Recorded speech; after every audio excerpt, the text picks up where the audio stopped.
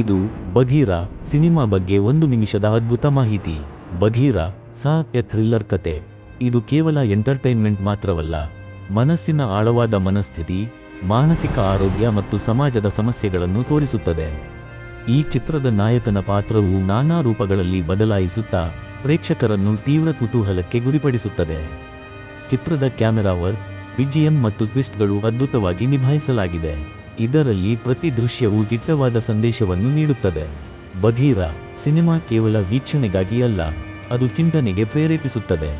ಈ ಸಿನಿಮಾ ಮಾನಸಿಕ ಅಸ್ತಿತ್ವ ಮತ್ತು ವಾಸ್ತವಿಕತೆಯ ಮಧ್ಯೆ ನಡೆಯುವ ಅಸಾಧಾರಣ ಕಹಾನಿ.